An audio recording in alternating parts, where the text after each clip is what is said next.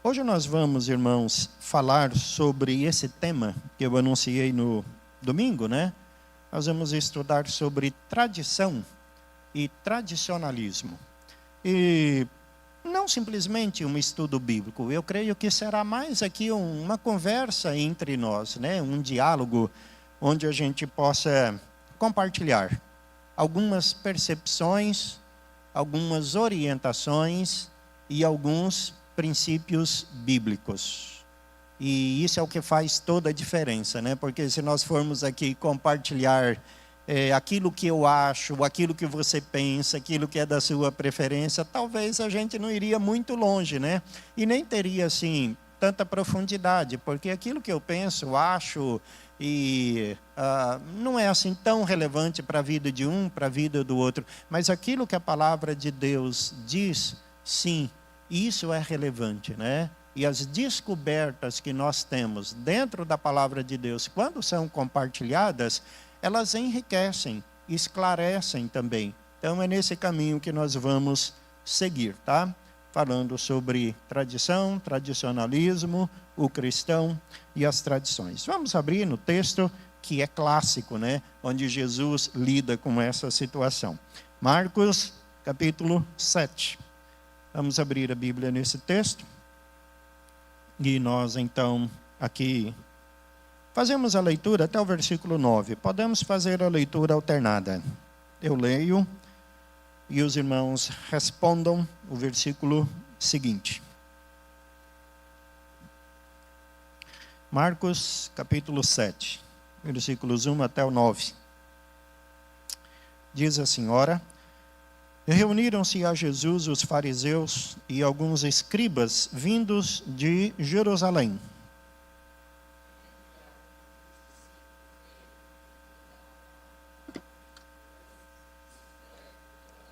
Pois os fariseus e todos os judeus, observando a tradição dos anciãos, não comem sem lavar cuidadosamente as mãos.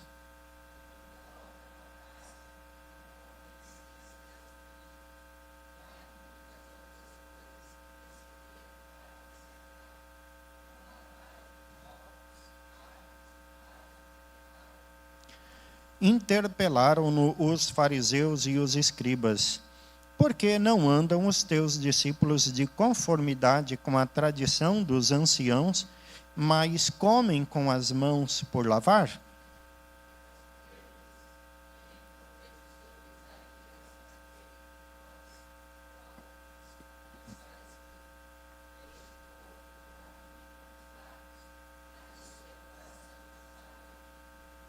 E em vão me adoram, me ensinando doutrinas que são preceitos de homens.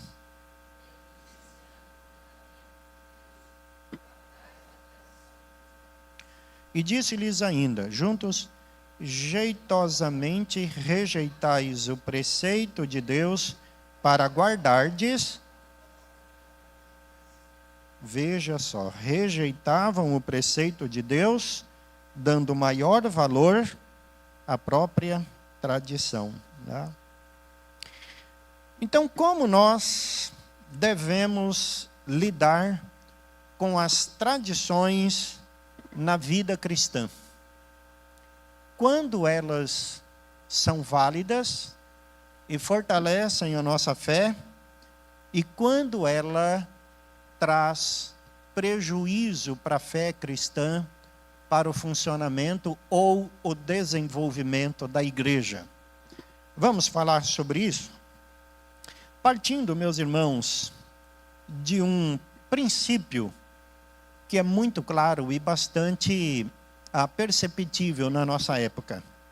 É que nós estamos vivendo numa época de combate às tradições. Uma época em que muitas pessoas têm colocado como meta levar as pessoas a abrirem mão das suas tradições. Algumas palavras como desconstrução, um termo mais ou menos novo, né? Que as pessoas estão usando, disrupção. descontinuidade, né? Aquilo que representa uma alteração daquilo que é vigente ou daquilo que foi vivido, praticado, crido, recebido e observado por longos e longos anos. De repente, existe aí essa disrupção.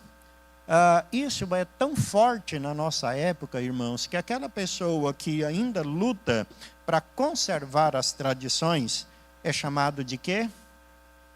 Atrasado, retrógrado, conformista, conservador, né? Tudo isso acontece porque o desejo de grande parte de pessoas da nossa sociedade é vivenciar aquilo que é novo.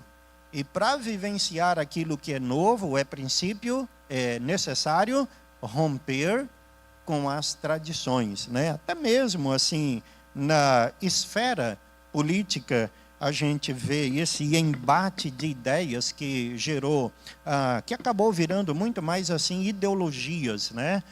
Aquela linha ideológica da política que é chamada de conservadora e a outra que é chamada de progressista. Uma que zela pelos valores antigos e outra que busca o novo para fazer parte da sociedade, novo modelo de família, novo modelo de sociedade, e acaba extrapolando, assim, muitas vezes os limites de bom senso que deveria haver quando se procura estabelecer alguma coisa nova. Na esfera religiosa ou espiritual, geralmente as pessoas usam esse termo tradicional de forma absolutamente pejorativa. Não é assim? Já aconteceu muitas vezes comigo, com você também, creio eu, estar aí no comércio conversando com alguém e pergunta assim para mim, você é crente? Eu falo sim. De que igreja? Presbiteriana. Aí a pessoa, geralmente são de linha pentecostal, eles perguntam, da renovada? Aí eu falo, bom, não, eu sou da IPB, é a igreja mãe, né? Dá vontade de falar, não, eu sou da presbiteriana boa, né? Mas aí eu olho para as outras presbiterianas irmãs e vejo nela coisas positivas, então eu me contenho. Aí a pessoa sim fala, então você é da tradicional. E eu não deixo barato não, viu? Eu falo, olha, não apenas tradicional, mas eu sou da presbiteriana reformada, histórica. Se você quiser chamar de tradicional, também pode, mas eu entendo que muitas vezes esse conceito de presbiteriano tradicional acaba carregando esse sentimento assim que eu disse, né, pejorativo, especialmente quando entra em contraposição ao modelo de um crente pentecostal. Aí a comparação fica terrível, né? Porque o crente tradicional é aquele sério, sisudo, semblante fechado, excessivamente formal, e o pentecostal acaba sendo aquele leve, solto, pezinho de fogo, né? Aquele mais despojado. E, na verdade, esses rótulos acabam não fazendo justiça ao verdadeiro modelo de cristianismo que nós deveríamos ter.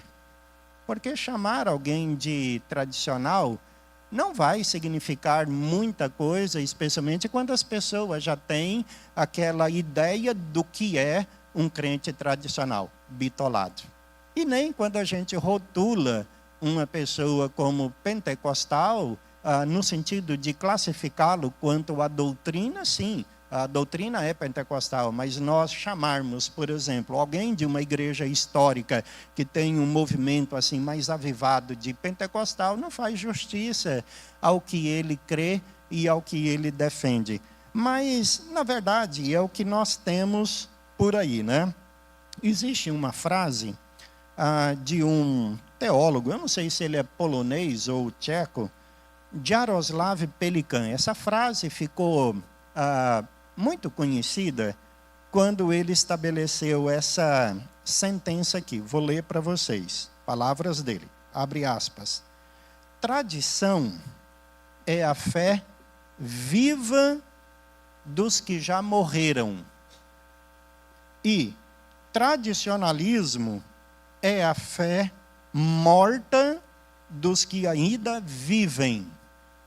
Fecha aspas. Ouviram direitinho? Talvez os irmãos já tenham ouvido essa frase. Caso nunca tenham ouvido, vou ler de novo. Tradição, lembra? É a fé viva dos que já morreram. Tradicionalismo é a fé morta dos que ainda estão vivos. Então vamos lá, dar uma explicação para isso. A primeira parte da sentença. A tradição é a fé viva dos que já morreram.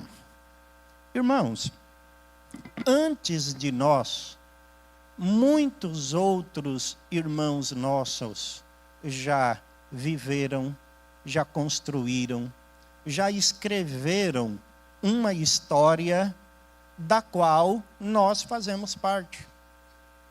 Se nós formos olhar para um passado recente, limitado aqui à nossa região de Araguaína ou de Tocantins, nós iremos ver que muitos desses irmãos deixaram exemplos para nós de conduta, de consagração, de prática evangelística, de vida em santificação.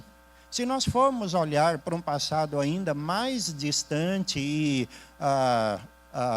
em um contexto geográfico mais amplo, mais distante de nós, nós iremos ver que essa herança histórica é ainda maior.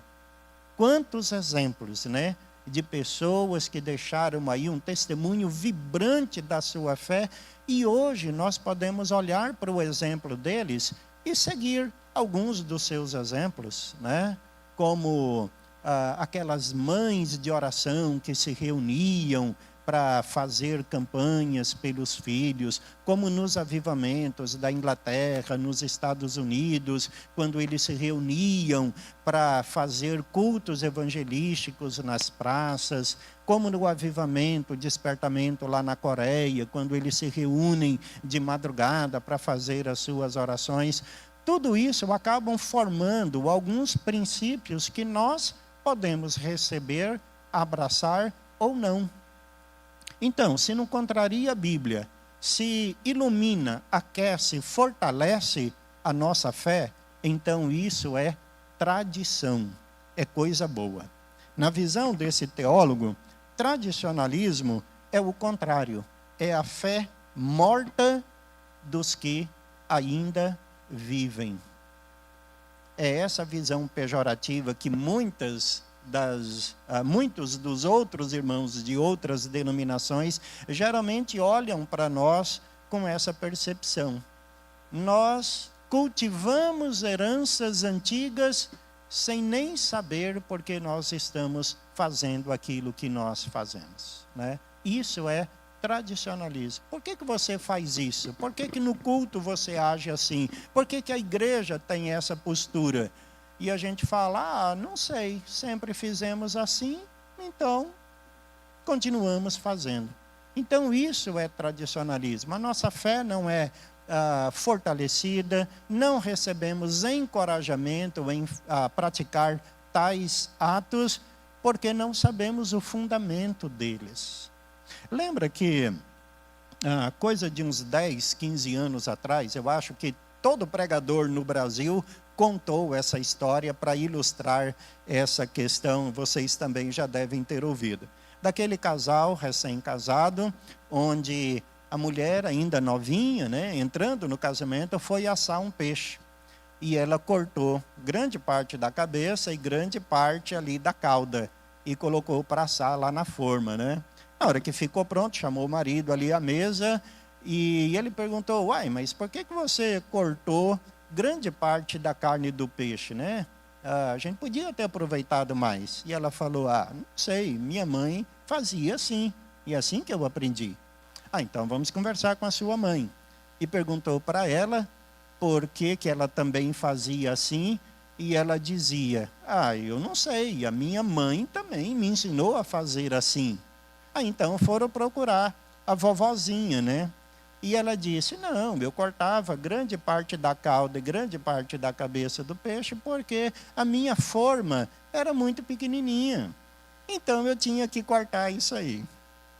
Então veja só como que certas tradições nascem e vão passando para gerações seguintes sem que se saiba o porquê disso, né?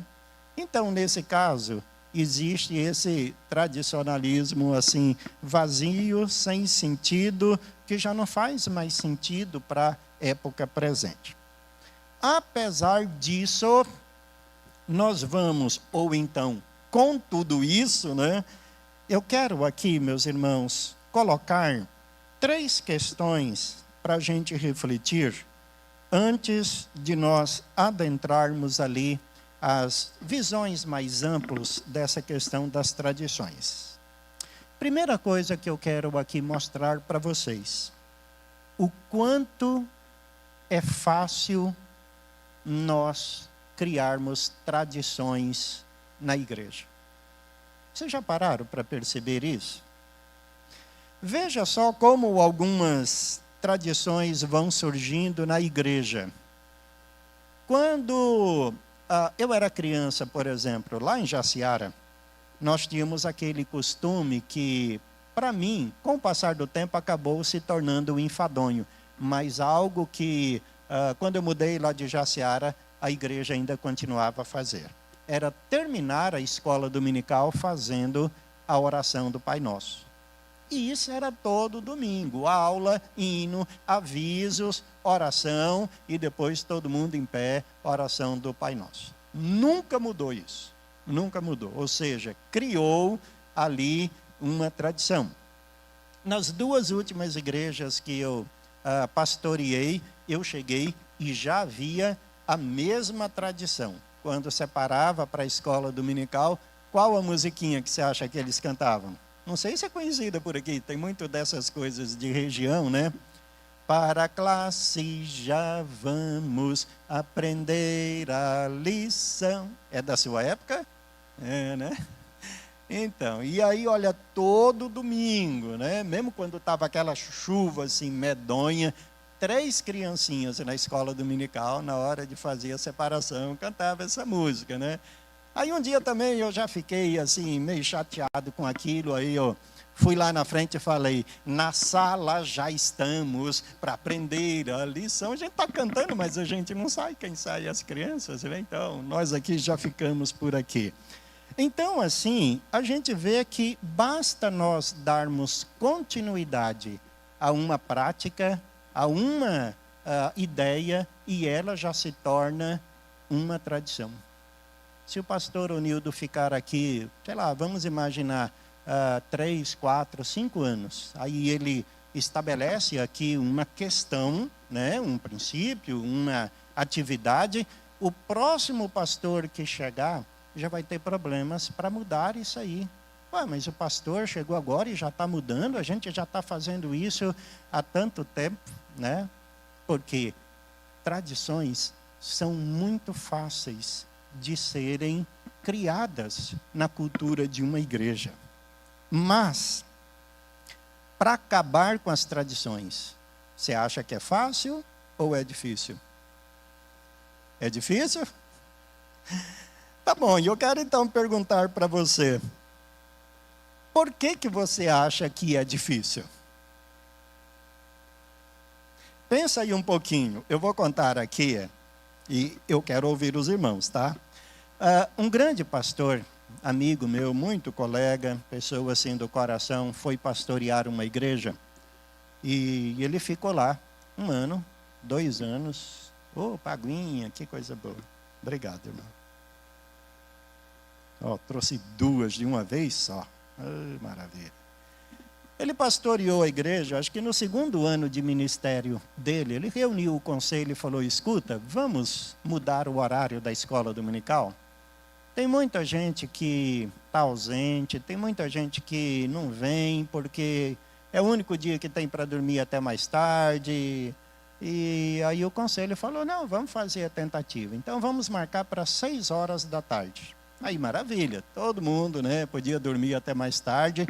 Ia para a igreja às 6 horas da tarde, de 6 às 7, escola dominical, de 7 às 7h30, lanchinho, conversinha ali no pátio da igreja, 19h30 começava o culto, e aí ia até às 9 horas, né? Você acha que prevaleceu? Não. E sabe por que não prevaleceu? Porque justamente aquelas pessoas que não iam na escola dominical 9 horas da manhã, se sentiram ofendidas e não iam também na escola dominical às 18 horas. Por quê? Porque esse pastor é um moleque que chegou aqui e já quer mudar tudo. Porque esse pastor não tem ideia, porque esse pastor quer revolucionar a igreja, porque esse conselho não pensa nas consequências, porque é muito abuso, e aí começa assim, aquela série de situações que absolutamente não fazem sentido, mas as pessoas usam para defender a permanência da situação do que estava ontem, da mesma maneira como a mulher lá do peixe, que cumpre aquilo sem saber por que está cumprindo. Qual foi a pergunta então que eu fiz? Por que você acha que é tão difícil assim acabar com as tradições?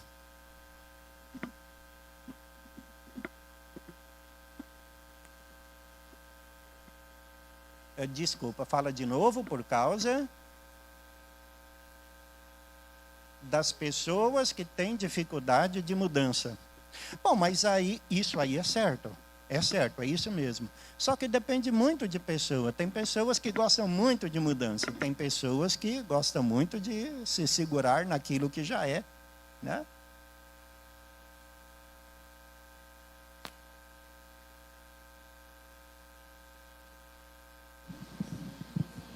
Prefere.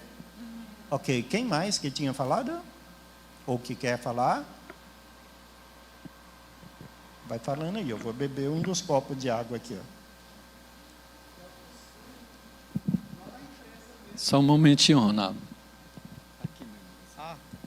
Acho que é igual numa empresa. Chega alguém novo, dá uma ideia de mudar alguma rotina. Sempre tem a resistência da equipe, né? Porque o pessoal está acostumado a fazer daquela forma, né? Então, acredito que tem a ver também, essa resistência vem daí também. As pessoas estão acostumadas a ser daquele jeito e simplesmente quer que permaneça, né? Daquela forma. Interessante. Quem for falar, pega o microfone, porque quem está assistindo aí vai ouvir o que você está falando. O que o irmão, como é que é o nome? É o Ronaldo. O que o irmão Ronaldo falou é interessante porque vai chamar a nossa atenção para um sentimento que muitas vezes as pessoas não conseguem identificar na hora da mudança. É o medo de enfrentar o novo, né?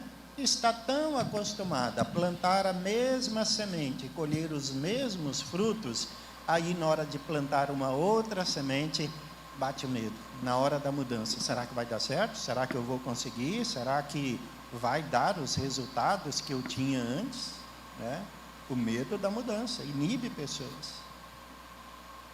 Alguém mais? Então tá, vamos adiante. O outro ponto.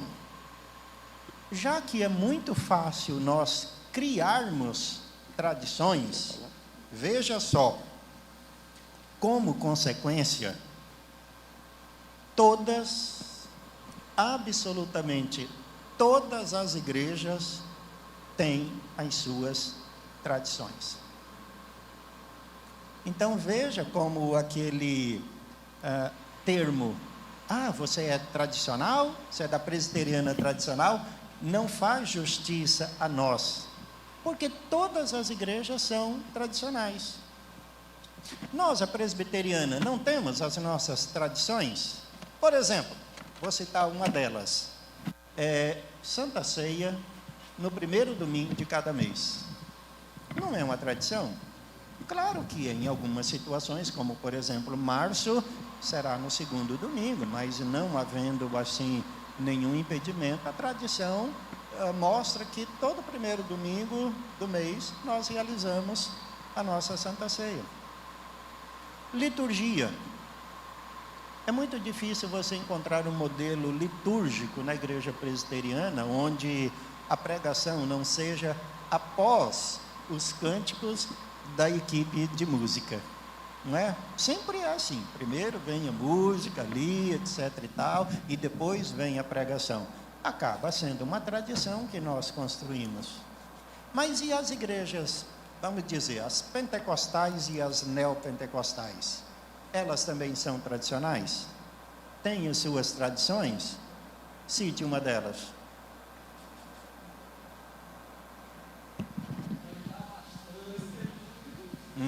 Cantar bastante, né? O testemunho, né? Exagera um pouquinho lá no testemunho, né? Para causar mais impacto. Olha só, tem igrejas que têm aquela tradição de separar homens de um lado, mulheres de outra. Não é uma tradição? Existe aquelas igrejas que têm a tradição de, na hora da oração, vamos fazer uma oração aqui com o presbítero tal. E ele pega o microfone, vai orando, e todo mundo da igreja vai orar junto. É uma tradição. Existe outra, que é a questão de cortar cabelo, né? Eles dizem que é uso e costume, mas acaba sendo uma tradição porque não tem o amparo bíblico, né? E acaba sendo então algo que zelam por isso. Alguém pegou o microfone? Sim. Pastor, por exemplo, aqui na nossa igreja tem uma tradição que eu acredito que até o senhor já quebrou ela depois que chegou. Olha, cuidado. A que porta foi? Aberta, qualquer coisa. Não, que eu achei bem interessante. Foi sem querer, porque eu não sabia o modelo de antes. Então... Eu achei bem interessante porque as crianças sempre ficavam aqui no templo no dia do culto de ceia, do começo ao fim, né? Era uma tradição. No dia do culto de ceia, as crianças não tinham o cultinho lá fora, lá na sala, para poder participar daquele momento. E eu achei bem interessante a forma como o senhor fez. O senhor ministrou a ceia no início do culto, né? Antes da mensagem. E depois da ceia, o senhor separou as crianças para elas irem para o culto na sala delas. Então, eu achei aquilo muito bacana, mas foi uma quebra da nossa tradição. Eu permaneci vivo desde então, isso aí é um bom sinal. Mas veja, se uma tradição foi quebrada, eu repito, não foi por querer, porque eu não sabia qual era o modelo anterior, tá? Pastor. Mas, aqui, ó. Sim. Eu fui numa igreja lá na minha cidade, né? E ela pentecostal, e a minha irmã congregava nessa igreja. Então, assim, eles não... Se você falar que é evangélico, já te chamam na frente para poder cantar, fazer essas coisas tudo. Não quer saber a sua vida, como é que está com Deus. E depois, quando está terminando o culto, o pastor colocou nós para poder andar ao redor das cadeiras, cantando, não sei... Eu fiquei olhando assim, eu falei com a Eliane, o que nós estamos fazendo aqui nesse lugar? Não estou entendendo esse trem aqui, não. Então, assim, é a tradição deles. Eu achei que... Mas, assim, uma coisa que, para mim, que dali não tinha sentido aqui lá. Para mim, não. Talvez nem eles mesmos, viu, presbíteros, tenham, assim, a consciência do que estão fazendo, né?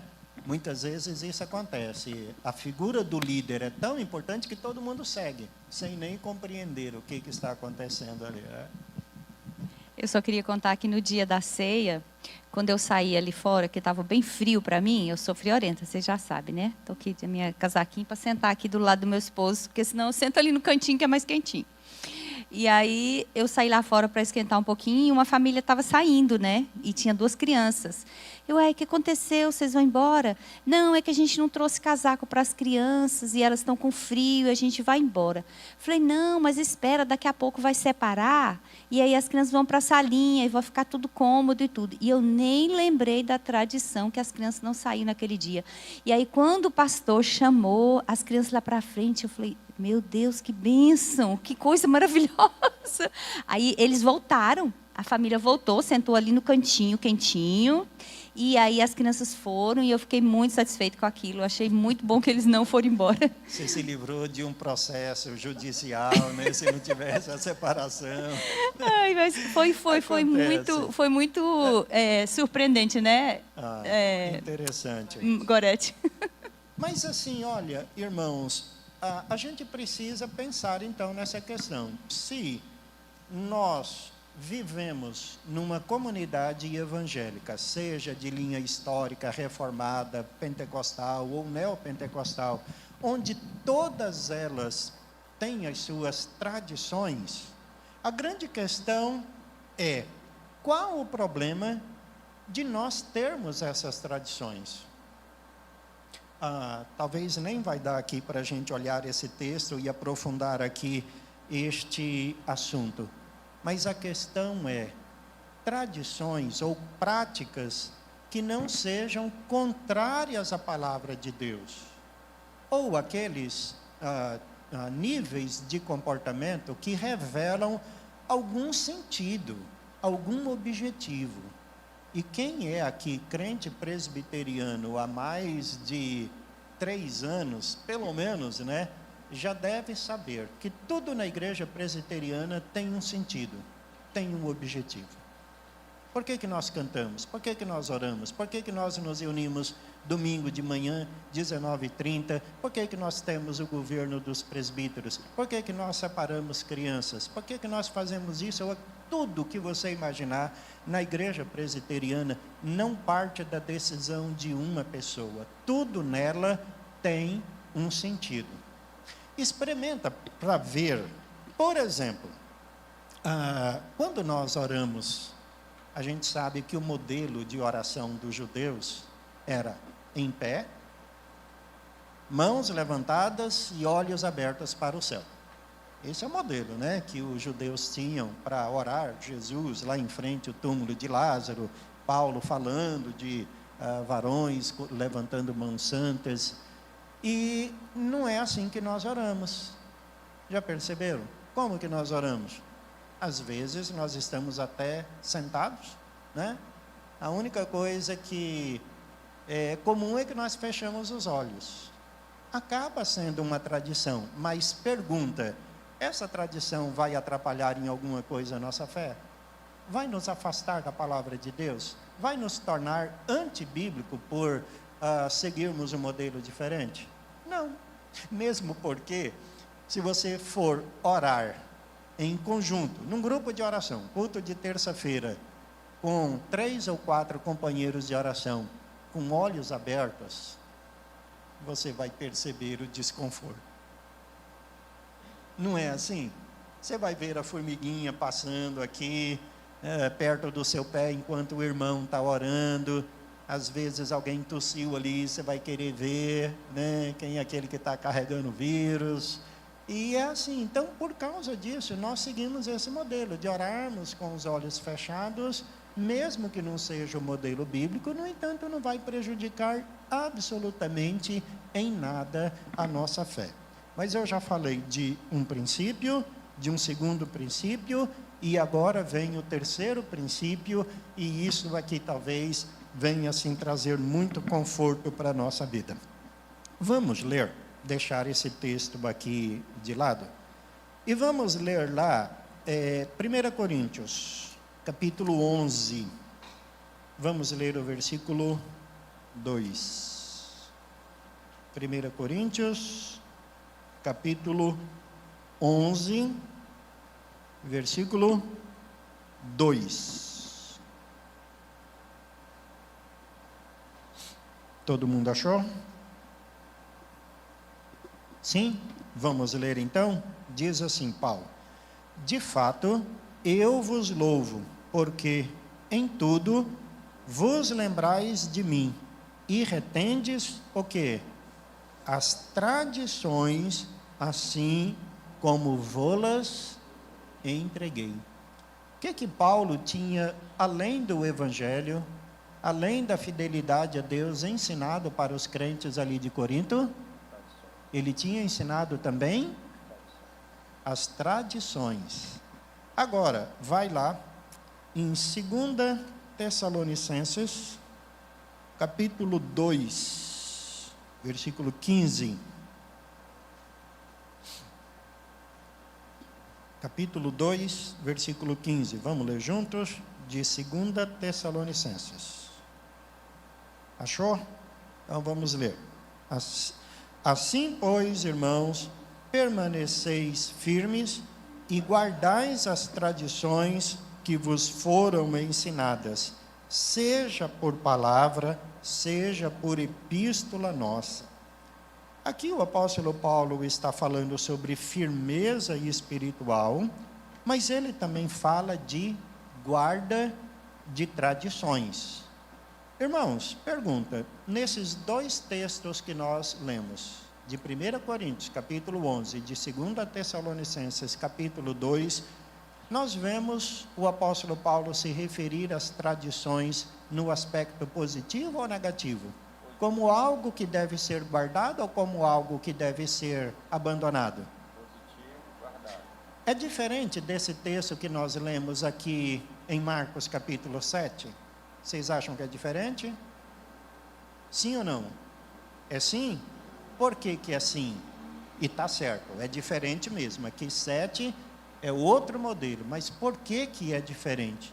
Porque aqui o Senhor Jesus Cristo está falando de tradições que ultrapassam a palavra de Deus, que acabam tendo mais validade do que os preceitos que Deus havia estabelecido.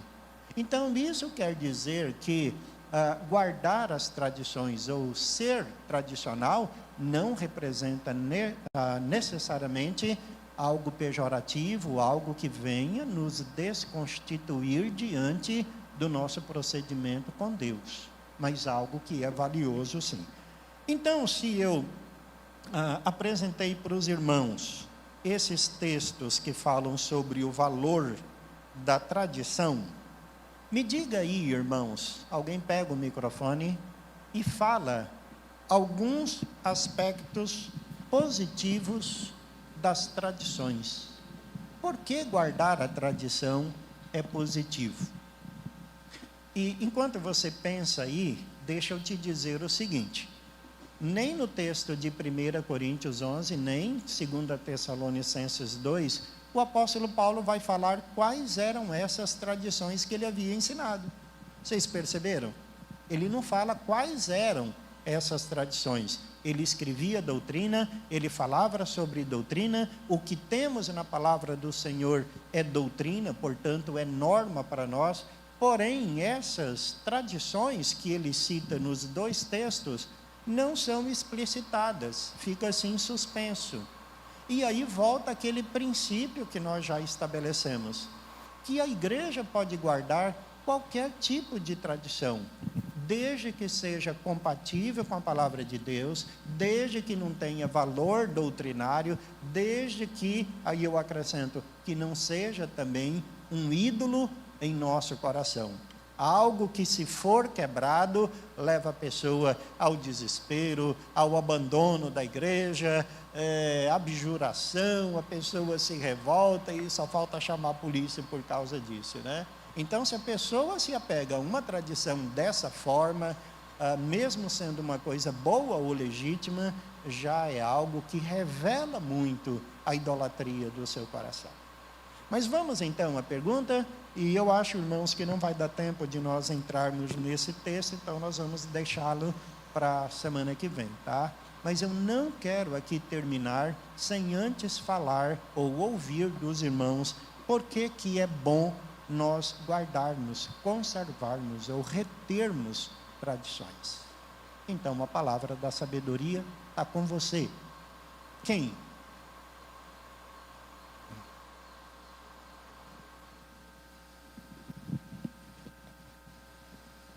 Isso.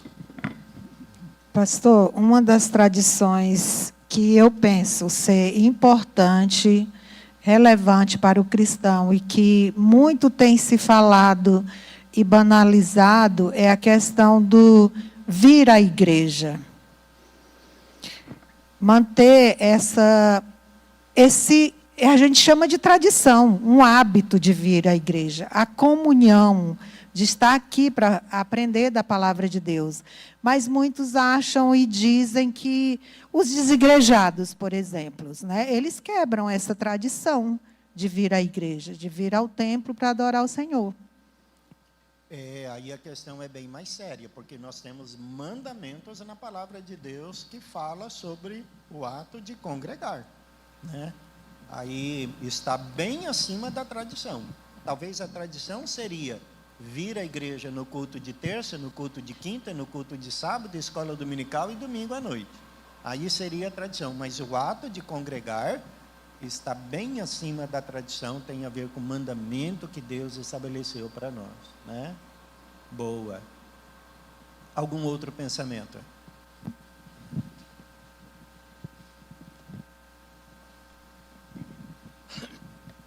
Eu pensei isso agora. Eu acho, eu pessoalmente, né? Pessoalmente acho esquisito muito hoje pessoas acompanhar um culto e acompanhar todo o texto através do celular na igreja, né? Aí eu volto a pensar assim, poxa, no passado não tinha celular, tinha só a Bíblia, né? Até pouco tempo. Mas quando tinha a Bíblia, tinha papiros. Então, se for olhar pela tradição, teria que estar no papiro até hoje, né?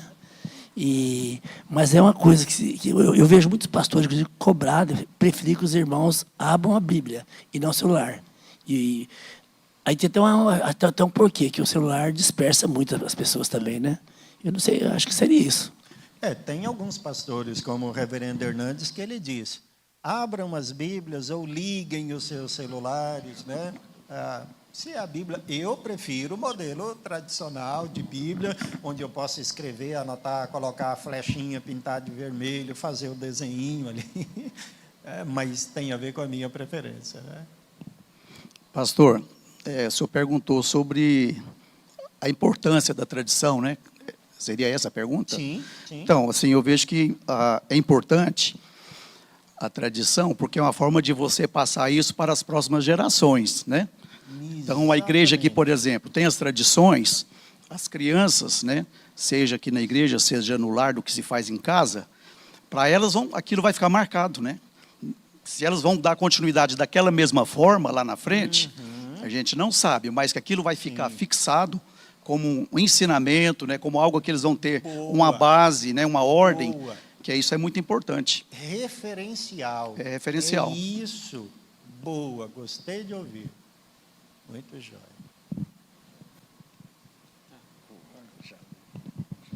Pastor, eu creio que a parte mais importante quanto à questão da tradição é que ele traz segurança.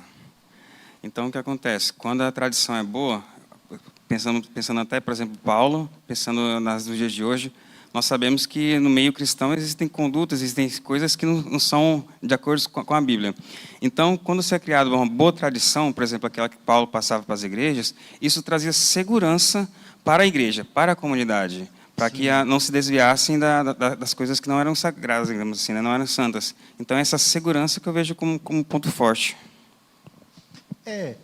Essa é uma das questões aqui, irmão, que eu tinha anotado aqui nas minhas anotações, caso ninguém falasse nada, né? Mas eu anotei bem assim, um dos aspectos positivos é que faz com que nós tenhamos cautela e discernimento diante das inovações.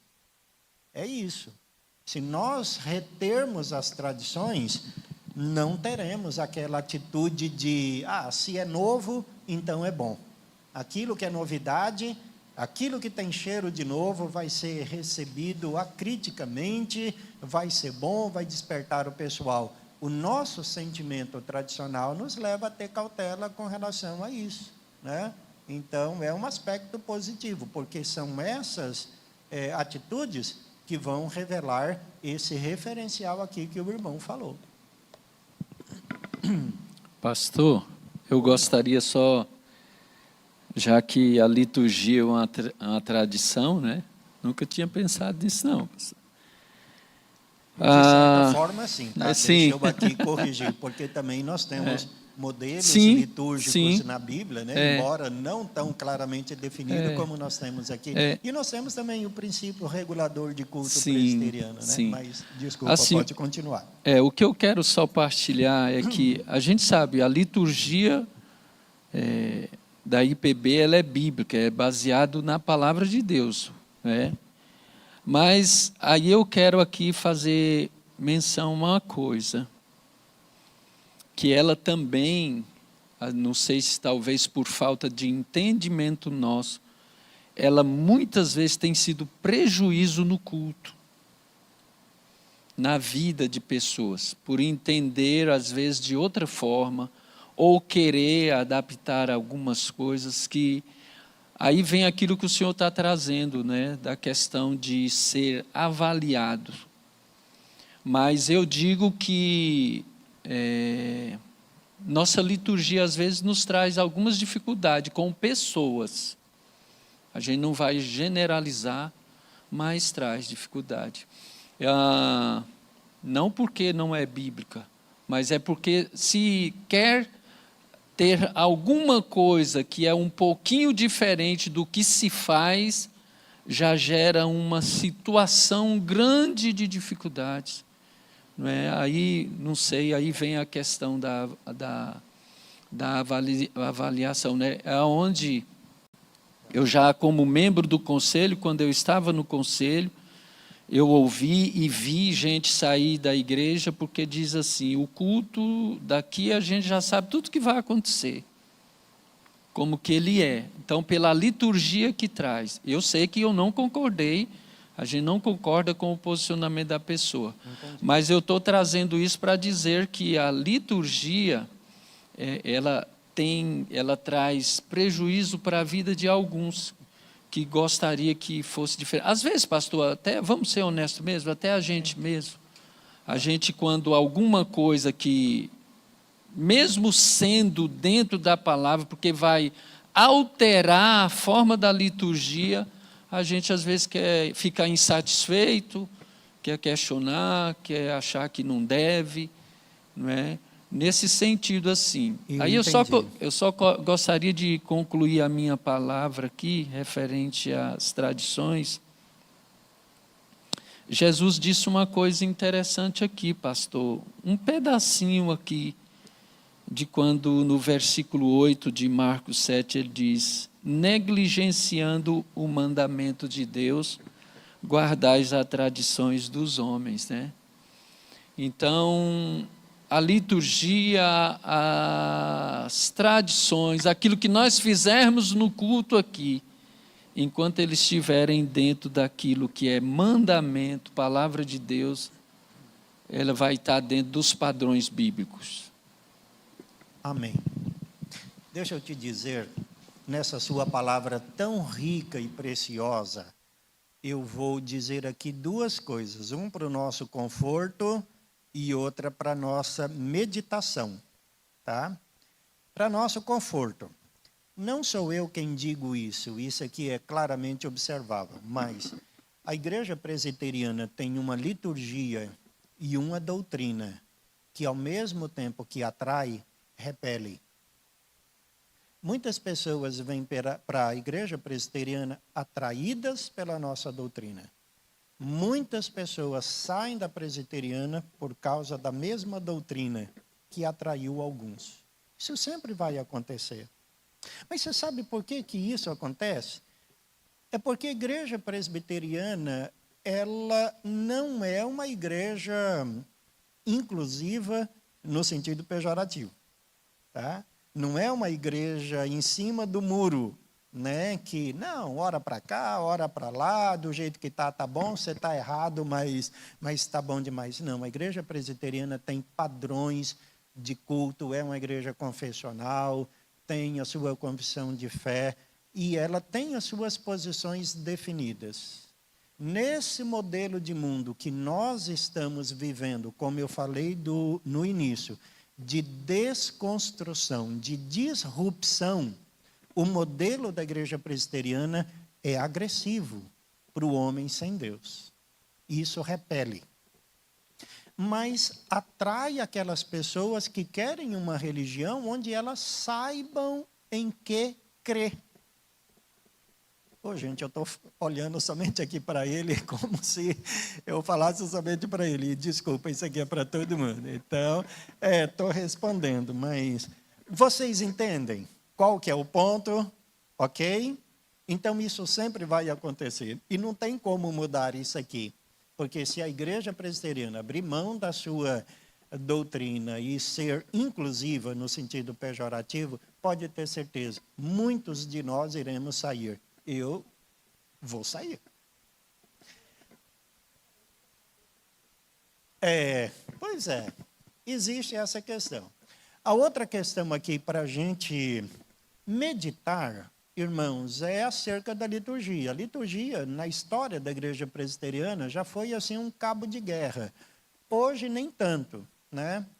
Mas, dado que na Bíblia nós não temos nenhum modelo específico de culto, a não ser aquelas ações que um dia, fazendo aqui a liturgia, eu mostrei para os irmãos de Isaías, capítulo 6, não existe nada de profano, nada de rebelde, se nós mudarmos ou alterarmos a disposição dos atos litúrgicos.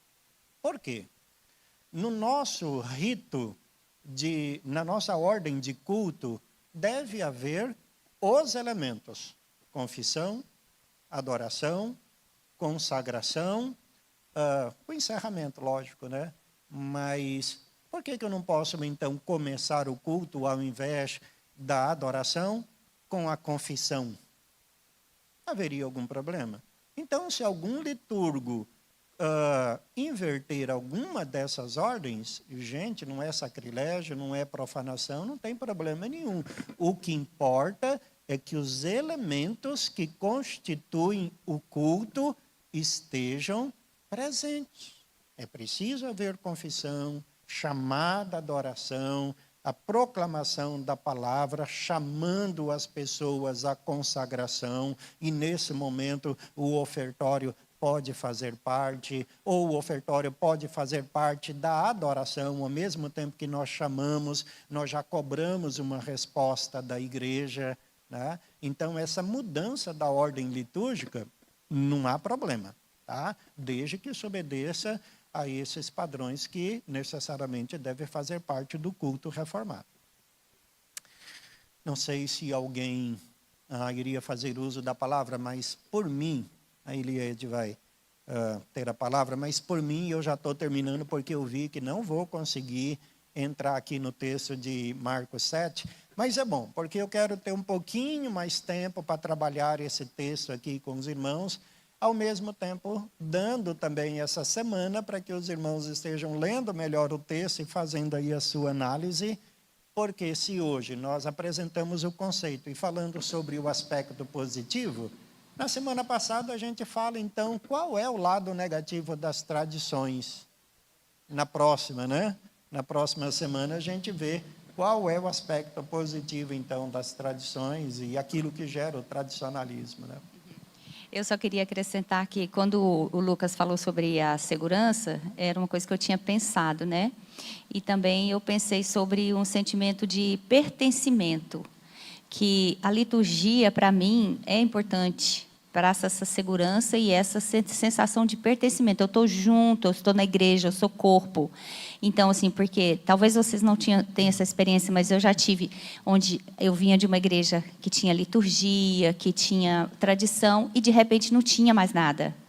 E de repente ficou muito, como eu diria, como é que o povo fala hoje? É líquido, é fluido, né? Fluido, tudo muito fluido, e aí não tinha aquela coisa, não tinha aquela ordem na igreja, e uma pessoa começava a orar, e virava as costas para a igreja, e começava a orar, e aí aquela coisa. E às vezes a gente fazia cultos que começava às 6 da tarde, terminava às 11 da noite. Enfim, eu passei por isso, e não me deu muita segurança e nem sensação de pertencimento. Então, quando nós voltamos para a igreja presbiteriana, que é a nossa origem, né? Que tinha sido a nossa origem lá atrás, eu tenho esses dois sentimentos que eu acho que vale muito a pena, que é muito importante a liturgia. Sim. Tá, tem algumas coisas que fogem, tem algumas coisas que a gente... podia ser assim, podia ser assado, mas enfim, ainda é importante, é muito válido. Nós temos muitas coisas para conversar. Porque eu estou vendo aqui que algumas questões já dizem respeito ao culto, né? E já vou colocar aqui na minha listinha, quem sabe lá para frente a gente estudar bastante sobre essa questão de culto que é tão importante para nós, né?